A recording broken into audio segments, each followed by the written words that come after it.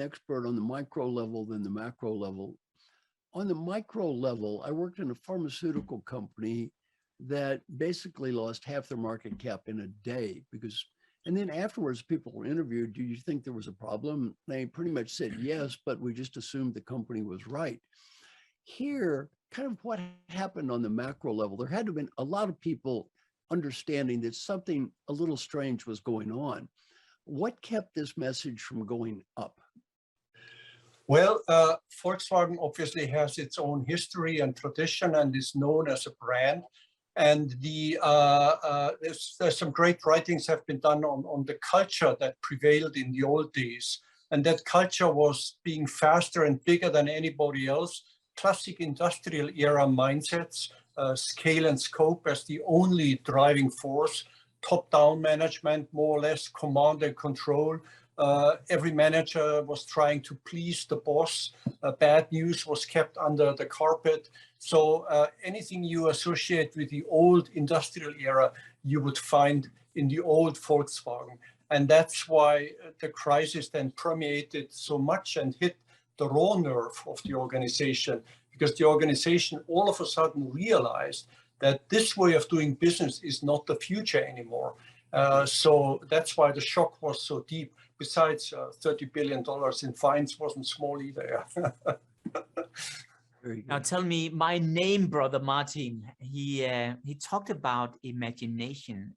Tell me, how did you use imagination to get Volkswagen back on track? Well, what Martin just described basically was practiced within Volkswagen, and under Herbert's leadership, I really have to say lucky Volkswagen that they had him, because imagining another future and then making it credible and convincing your peers and your shareholders above all that this is the way to go isn't an easy job.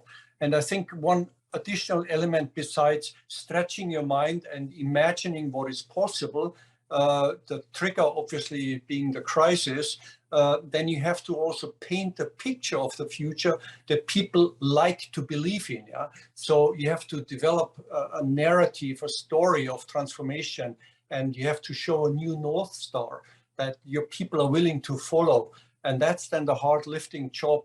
And engineering mindsets are very peculiar because they think they are on top of everything, they know everything. So changing a diesel engineer expert into an e-mobility expert, takes a leap. Yeah? So that was the real ongoing challenge then. But basically what Martin outlined was practiced intuitively within that transformation. Yeah.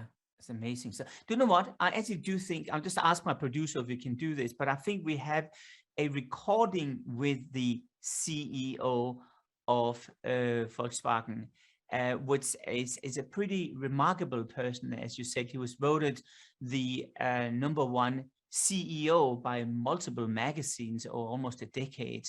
And he came back again, both as a chairman and as a CEO. So just for fun, why don't we run the BCG minute and just hear his reflection of the very situation. And this is an exclusive just for the M&M show. Let's take a look at this.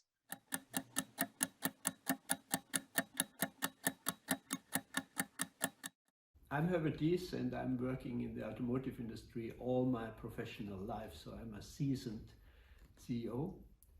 And it was always inspiring, interesting, because automotive industry is really a brilliant industry to work with. It's emotional, it's technologically very challenging. It always was, it's competitive, it's in everybody's mind.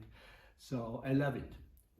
The years to come will bring unforeseen change to our industry. Electrification of cars, and then cars becoming autonomous devices, connected devices, moving people and not being driven anymore.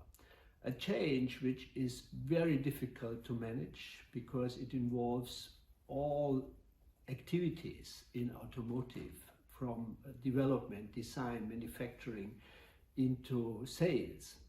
And it requires a totally different understanding of our customer. We will provide totally different devices, services into the car. So it's a lot about imagination and a lot about taking teams with you which is probably the biggest challenge. Because some of us probably can imagine how cars are going to look by 25, 2030, how we are going to move people with those cars. And for these is to plan this and to take the people with us.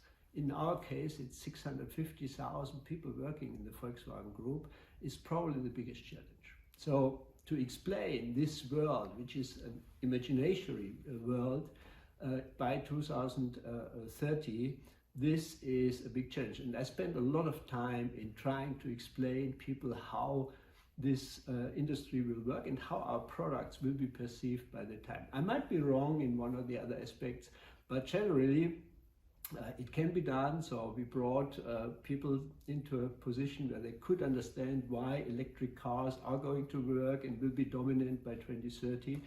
And we're now in the process of explaining to our teams how important it is to not only be able to drive cars, but to produce devices which take all the responsibility to move people safe, to move people convenient, and that people can enjoy the free time in those cars with their devices they bring or with services we offer in those cars. So imagination plays an important role there, but being able to explain that, to bring it over, to get it into people's mind is probably the biggest challenge we are facing. But I think it can be done. Now, Marshall, you have, you coach the list of who's who CEOs. When you hear the CEO of Volkswagen say what he's saying to us here, what thoughts are going through your mind? Well, a few things. One, I was a coach of Alan Mulally, who did a spectacular turnaround job at Ford, just an amazing, amazing human being. And so I thought about what happened with him. And I had another thought I'd like to share with both of our guests, if you give me your reflections. A good friend of mine is named Sandy Ogg, O-G-G. He used to work for Blackstone. He came up with this concept called talent to value. And he said, really, the key value drivers in any organization are not 1,000 people, it's a few people.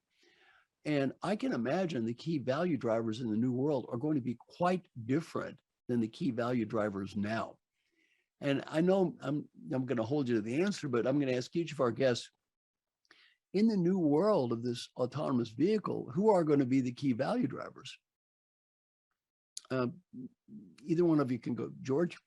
Yeah, well, Herbert Diess would argue, and I think he's right. I mean, it's the digitalization, the technology, and the software that increasingly drives the value.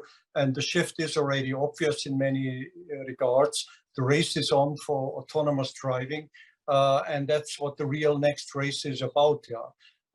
And then obviously the ability also to use cars as some companies are starting to do as an energy storage vehicle as well in the energy transformation business, which opens up whole new opportunities for industry collaboration. It's a whole new business model emerging there. Then the vertical integration raises whole new issues.